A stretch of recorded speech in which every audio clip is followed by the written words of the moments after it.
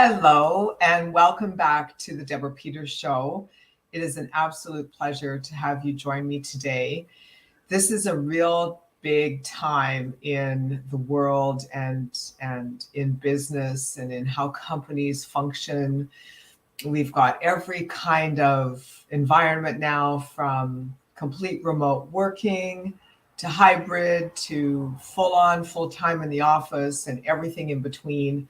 But bottom line, it's all about relationships. And that's what this podcast is all about. This podcast is all about being conscious in every area of your life, your business, your relationships, your health, your wealth, your self-expression. And of course, the highest level relationship you can ever have is with yourself. And so today we're going to dig into what relationship dynamics play out in your life, especially in your work life, and how you can navigate that in such a way that you're making people feel like they're part of the team, and therefore they're bringing even more to the table. So my guest today, thank you so much for joining me. This is the second time we get together, Kari. Welcome back. Thank you. I'm glad to be here.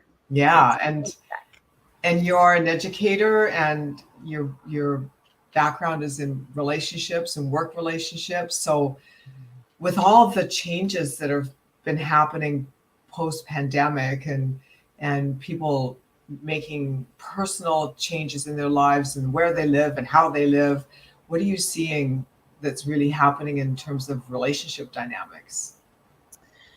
I think the biggest thing is that the more you talk to people, the more they will start to reveal that they're feeling really disconnected. Yeah. That it's a struggle. And even if they've gone back to work, like, things are a little different. And, I think a lot of people are really finding that challenging of how do we get reconnected to each other? How do we get reconnected to the work and the purpose? And what is this all going to look like? I think there's a lot of fear out there. And so that's really the biggest challenge that I think most people are having. Yeah, well, I mean, seriously, we've had the fear of Jesus put into us about, you can't talk to people. If you don't act a certain way, you're going to make the world die, and people are going to die around you because you're not behaving a certain way. I mean, there's been a lot of programming and conditioning that's taken place with the propaganda that's gone on around this. So I see it too, and I'm just generalizing, but to make the point is that people are afraid to engage. They want to. Mm-hmm. I saw that this summer when I was working remotely and traveling throughout the South. I noticed in different states, people were handling getting to know the new person differently. Mm-hmm. And some were just completely afraid to even look you in the eye.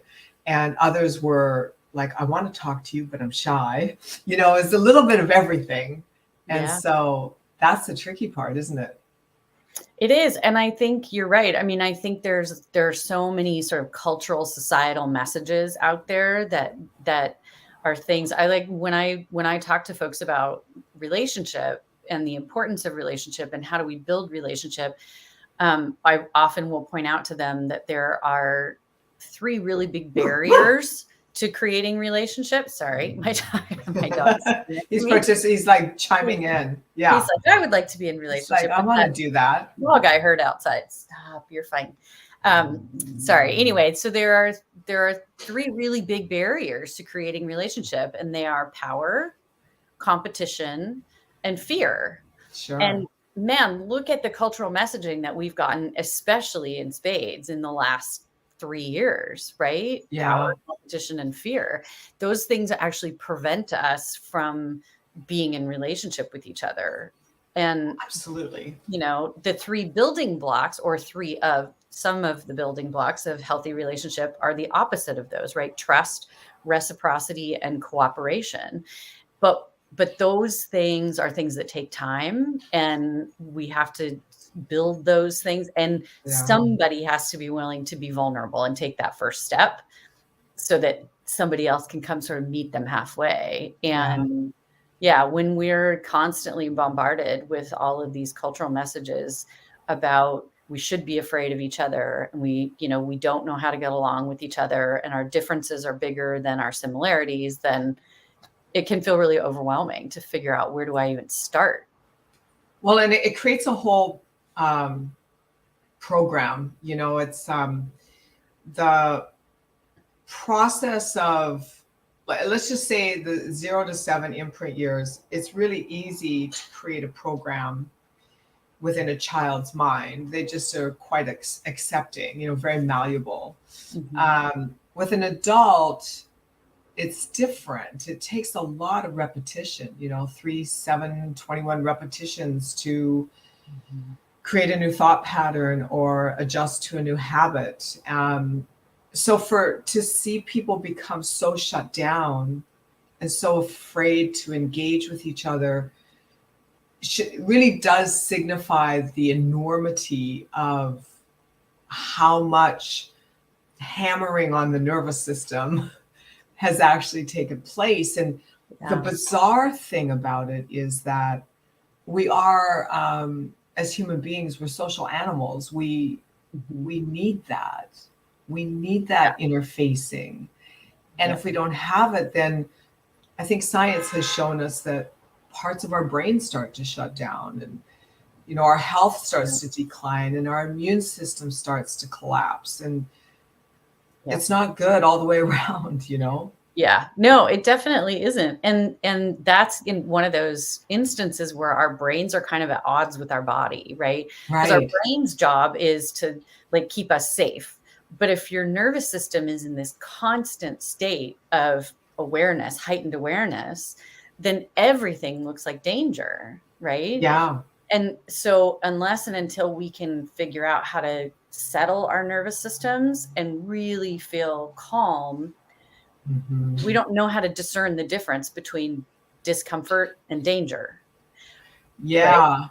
And to bridge the gap with a hug, just need a hug. I think most people right now just really need a big old hug. Yeah, I think a lot of people definitely need that. Or even just a warm smile, right? Yeah.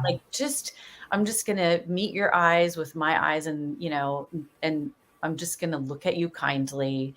And just give you a smile. It's kind of amazing the difference that can make when you feel like somebody is actually paying attention to you. Yeah. Yeah. I remember during 2020, I was based in downtown LA, and I would walk down the street and I would smile at people because I was happy, I was taking care of my mental, emotional state and taking responsibility for that. And so I'd walk down the street and I would smile and say hello to people. I was just my normal self. I didn't dial that back. But they would run. They would cross the street. They'd scurry to the edge. And it was really, I laugh about it now, but it was really hard at the time. Because I was just really I was that one craving that hug. I just really wanted to talk to people. Yeah. Now what I'm seeing, which is fascinating because I'm in a different geography, different market, because I'm remote working now since the end of May.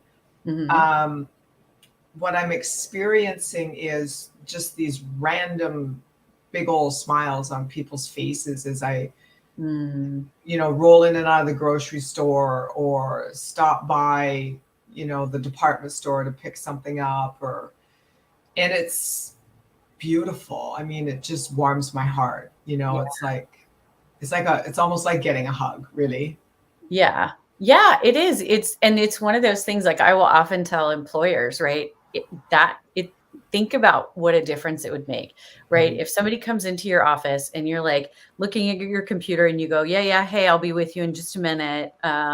What is it that you need, right? And we're not making eye contact and I'm not paying attention to you, versus I close my laptop and I look up at you and I go, hey, it's nice to see you. How's your day going?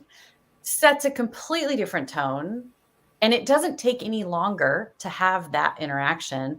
But if I'm going to set that tone with like, I see that you are an actual human being that is in my physical presence, and I'm going to smile at you, then chances are whatever interaction we're about to have is going to go way better than it was. You know, it's interesting you say that, because that's probably been my pet peeve, I guess, if I have one, for the last couple of years is, you know, you can walk into a store and walk up to a counter. They'll be doing something on their computer, and just it's like you're non-existent. It's like you're not even standing there for minutes, like not a fraction, but minutes. And I think that, you know, it really takes a certain kind of training and programming to be able to pull that. I can't pull that off. Yeah. Like I cannot, I have to work really hard to completely ignore someone that's right in front of me. So if we're going to get into, you know, let's maybe talk about this a little bit, communication styles, right? So then I will say hello, and sometimes they'll acknowledge, sometimes they won't. Now I understand everybody's got a different kind of concentration level, but I really feel strongly that if you can't handle interruptions, you really shouldn't be in a customer service frontline role. Right. And I think I'm probably really old school, because where I learned to acknowledge people was, I was in the service industry. You know, I was bartending and serving cocktails, and you know, occasionally didn't enjoy it much, but food service. I'd rather serve 100 cocktails than one plate of food, you know. But the thing is that we were always taught that you acknowledge everyone. Like you could be totally caught off guard, the only person working the room, and you get slammed and every table's full. But if you acknowledge everyone, just look them in the eye, give them a smile, let them know, hey, I'm working on you, I'll be back. They will wait forever. Yep. But if you ignore them, nobody likes to be ignored.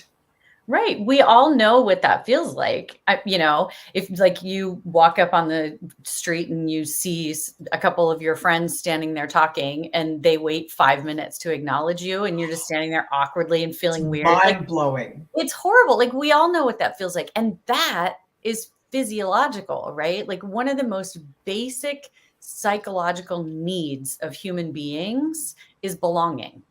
Yeah. We need to know that we're not invisible. And you know, I used to do a lot of street outreach with folks who are unhoused, right?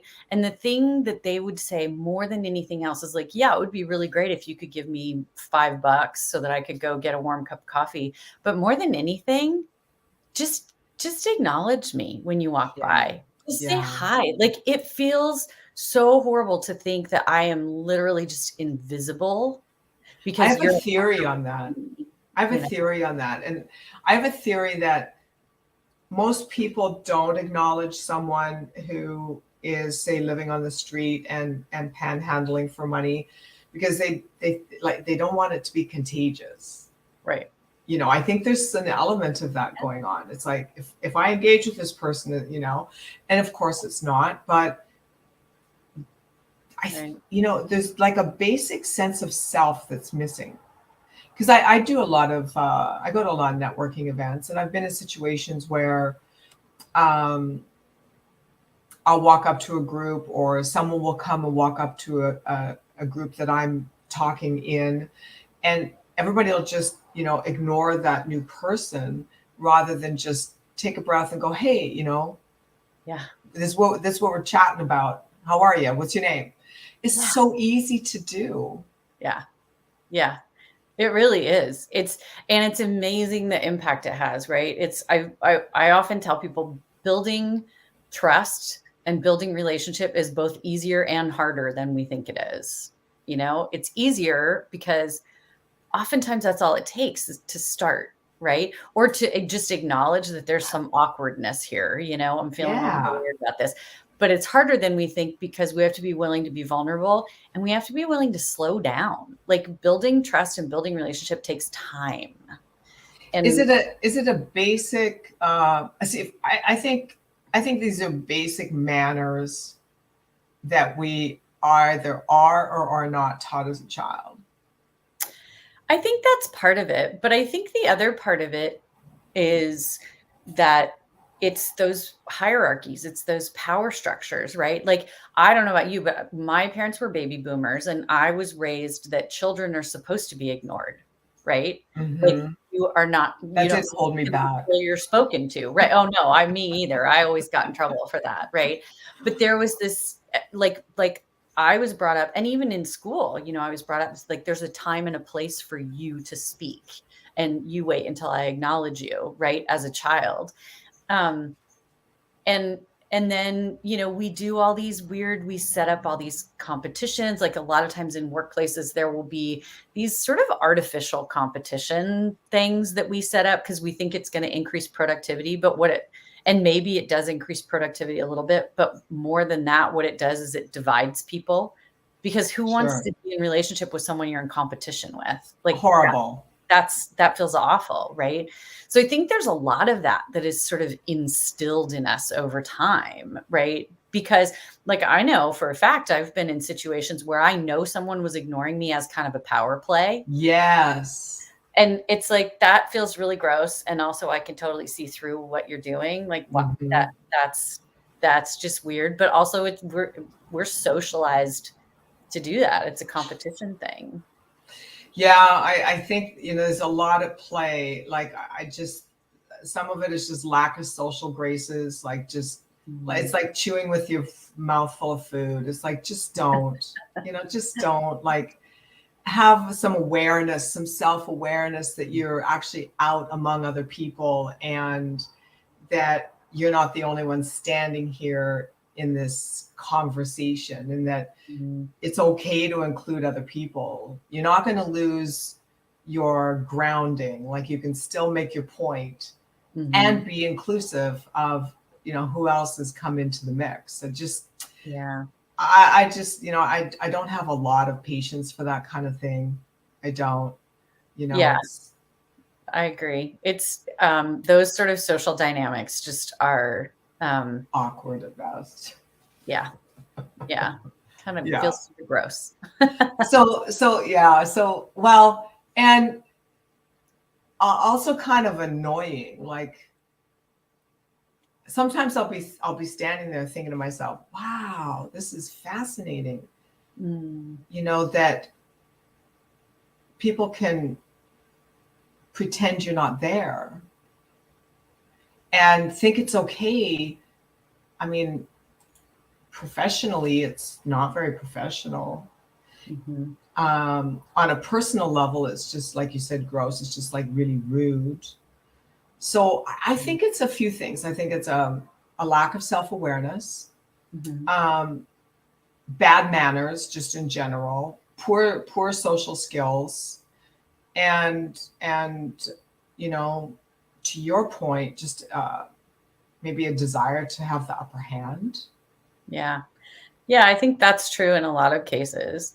Um, which also I think leads back to that fear thing, right? It's like, I can't give an inch to this person because what if, I got to look like I'm the one who's in charge, or the one who's the most knowledgeable, or the one, whatever, which, um, I don't know. I think it's really funny to think about the what we think we're getting out of that.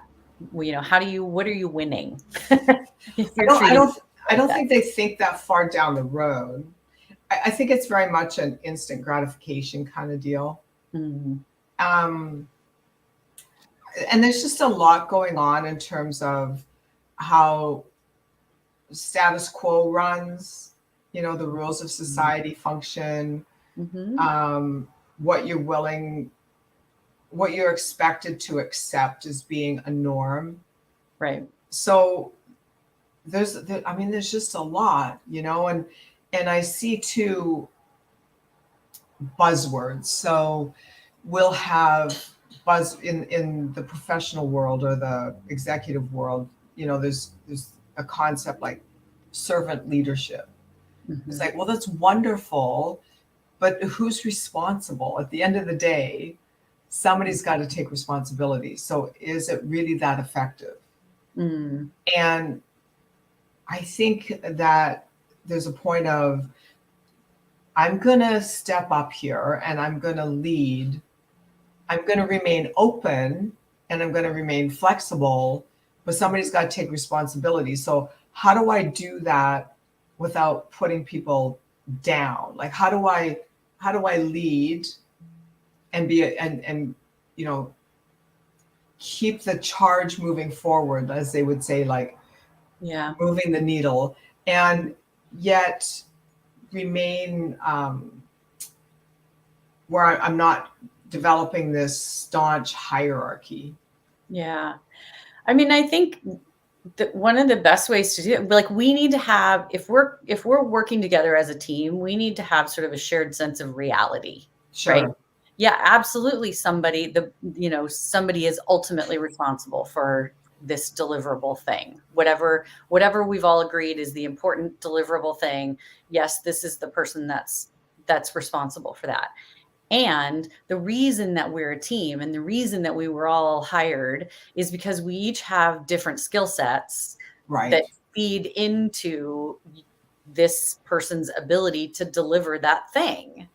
And so as long as we all understand that there isn't one person who's more or less valuable than anybody else on the team, right? We Mm-hmm. all have a role to play, right? If you think about it, back in, caveman times, when we were, roving around sort of nomadically and figuring out like, Survival. everybody had a different role, right? Yeah. At the end of the day, somebody was in charge of starting the fire and somebody was in charge of cooking the thing that they'd hunted. But you can't do that unless there was the person that gathered the wood and the person that went and hunted the thing, and then the other people who prepared the thing once you caught it. And if we have this shared reality that we're all in this together and we all benefit from this ultimate deliverable, there are all these little smaller deliverables along the way, and those are equally as important, right? There are all these building blocks that go into the same thing. And so I think if there's someone who's a leader, they're going to be most effective if they're able to create a climate where everybody actually understands their own worth in this larger system Sure. and embraces it and feels good about it, right? Like, Yeah. this is my skill set. This is a thing that I know I'm really, really good at. And it's important to the team for this to happen. I mean, that's, Right. instead of, I think in the past, what we've done is placed way more emphasis on one part of that puzzle than another. Sure. And then, made it seem like you're actually not all that important. You're kind of disposable, actually. And nobody wants to be disposable. I don't want to be disposable. I want Of to course. feel important. I want to feel like I'm contributing. Yeah. Well, I think we all do. And, it's, the challenge is that usually with higher level positions, let's say in a corporate makeup, there's greater levels of responsibility and the stakes are higher. I coach CEOs of small to mid-sized companies. I have for 20 years, and 99.9% of them are men. Not that I don't like coaching female CEOs. There aren't very many, there's Right. more today than there were then, but Right. it just became its thing. It became a niche market. And the stakes are super high. Like, these guys lay their entire existence on the line for the success of that company. And they Sure. know that they're responsible for paying everybody's mortgage, right? Mhm. So, but what we have to find, I think, is some kind of awareness that, yes, you are in this role of greater responsibility, the stakes are higher, and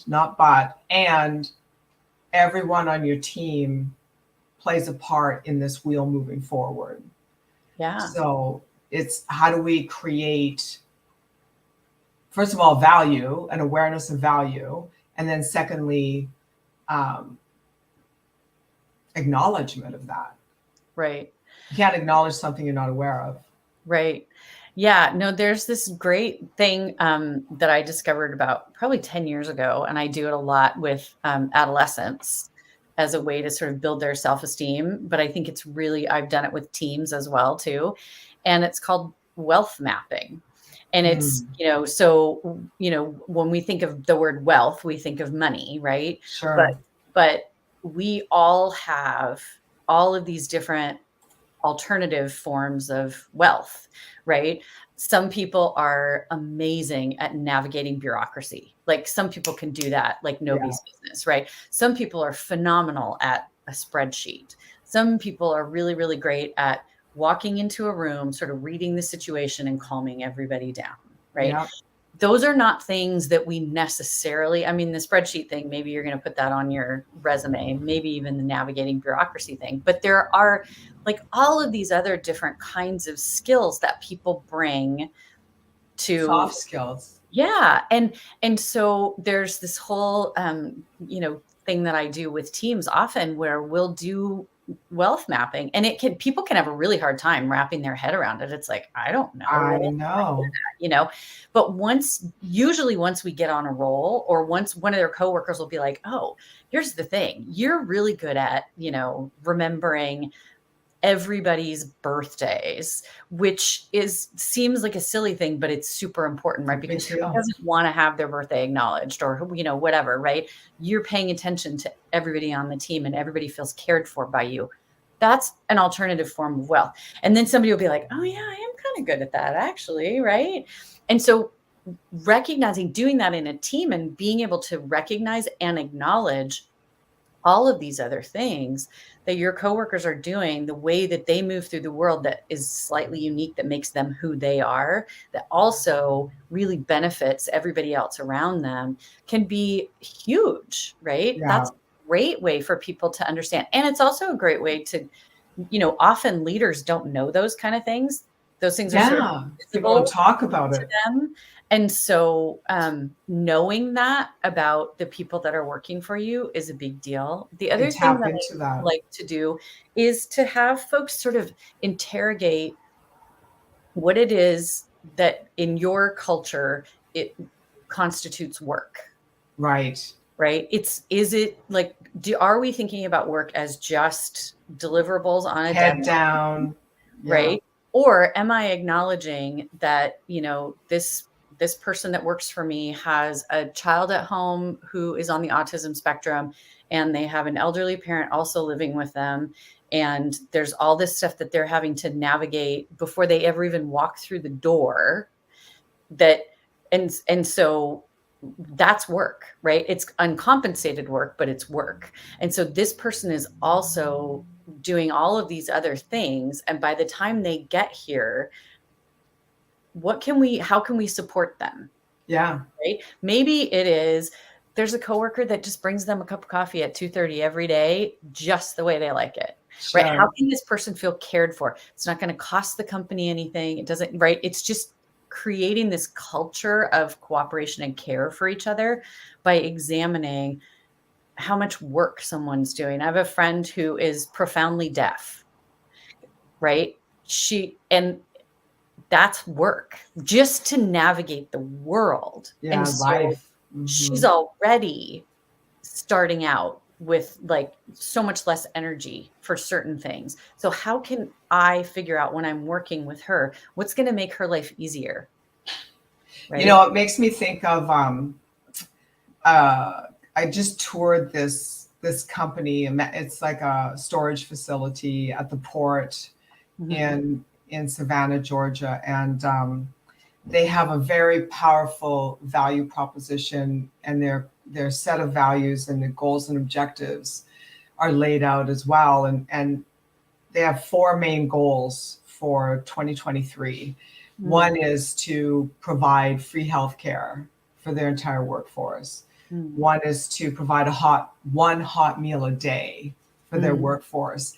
So far, they're managing to do that one day a week, mm, and then to provide complimentary childcare mm. for their workers. I mean, That's huge. I was a single mother. Yeah. Childcare, when you got to get up in the morning and get yourself and your child ready and out the door, and if you're dealing with any weather, to have a company that provided healthcare and lunch and somewhere for your child to be cared for, oh my God, that just took the weight of the world off of my shoulders. That would have been a completely other reality for me.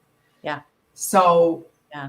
The thing is that I think it's how we go about this, where it's not like an entitlement, because I'm not down with this whole entitlement thing of, you know, you're the company, you're the man with all the money, you owe me. It's like, no, nobody owes you anything. You need to get up, suit up, show up, and perform. And you need to do it for you, not because somebody's looking. So whether they're looking or not, you need to do it for you. Always do your best. Why wouldn't you? Who cares, right? And then there needs to be a dialogue between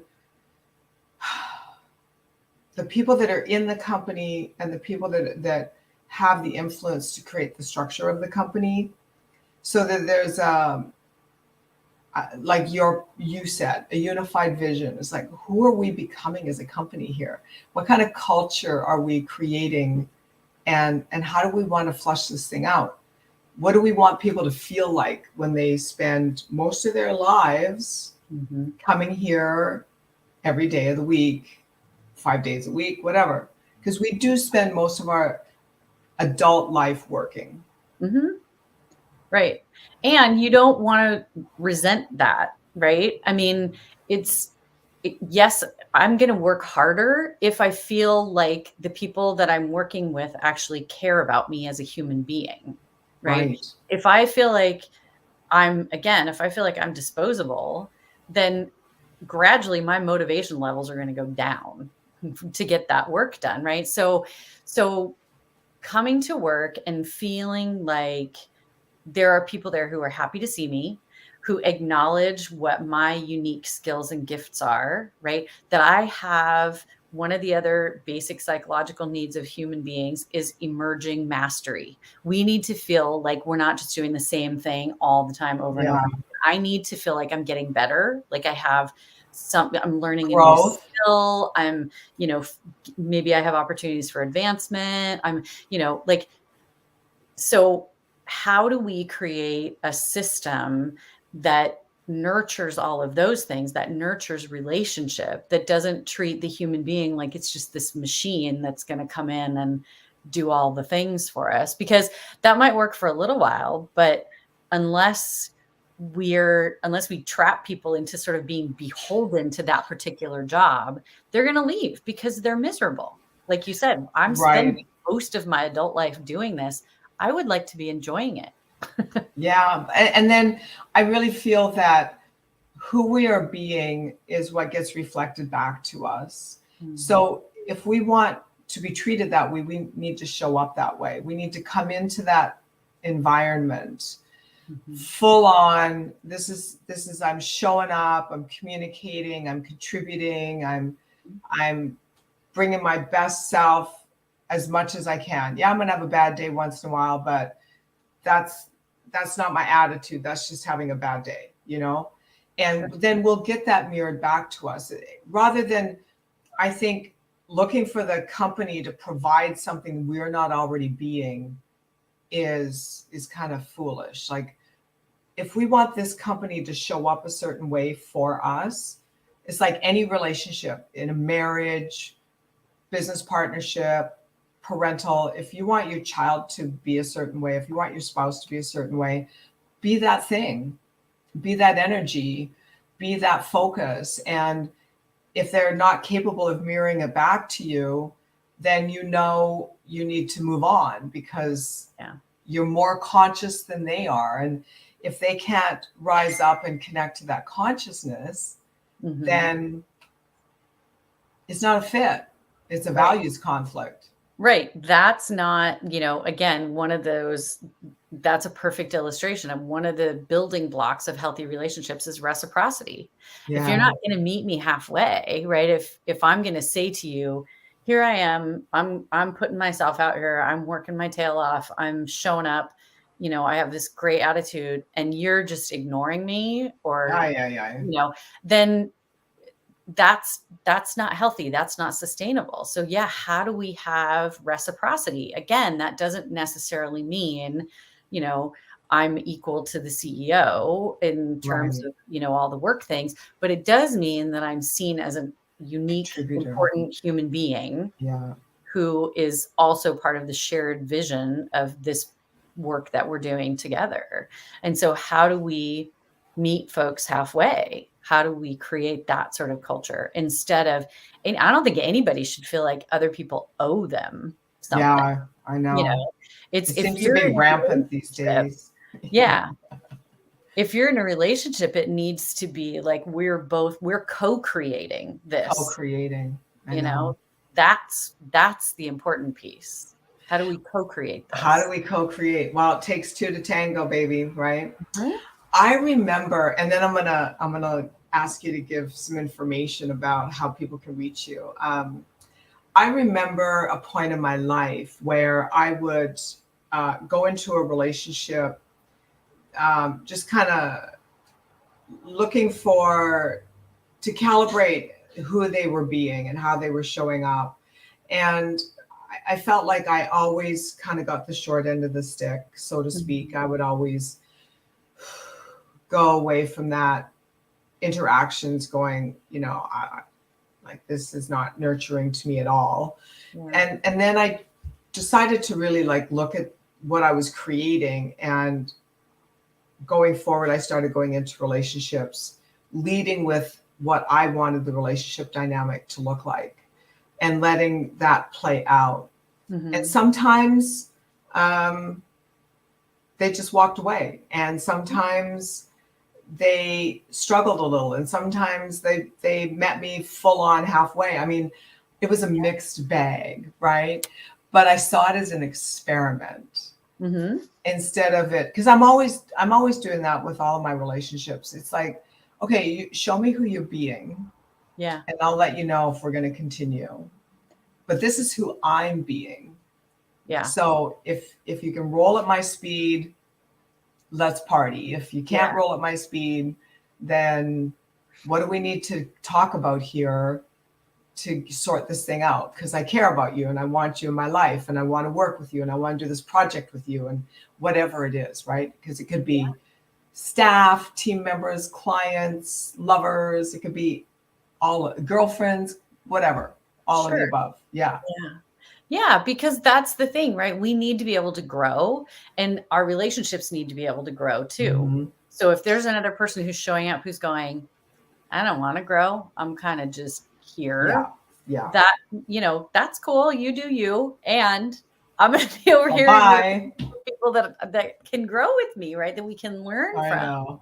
And that takes a willingness to have hard conversations. It takes a willingness to show up. It takes a willingness to listen.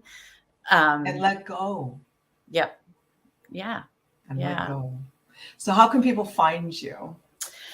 So I've my probably the easiest way is my website, theselfproject.com. So Nice. it's I work with, like I said, teams and educators and parents and adolescents around around building healthy, strong, reciprocal relationships. So go to my I love website, it. theselfproject.com, and you can see all the things. All the All the things. things. And I know you've been traveling around the world, so I'm glad to be able to have you back on today. Thank you for being here. Yeah, thank you for having me. Yeah, it's nice to be home for a little while. I take off again this weekend, but it's all good. It's all good. It's all the work I love doing. So, I yeah, know. You're living your best life, girl. That's what I am. matters. I Yeah. am. Well, Yeah. thank you so much. And thank you everybody for dialing in today and liking and sharing and commenting. And just know that the Deborah Peters Show is on every major podcast platform. You don't have to watch us on just one network. Go to any of your favorite platforms and the show will be there. Make sure you say hi and subscribe and invite your friends. And that's how we grow. So thank you so much to Kari for being on my show today. Remember, everybody, stay aligned, stay alert, and stay awake.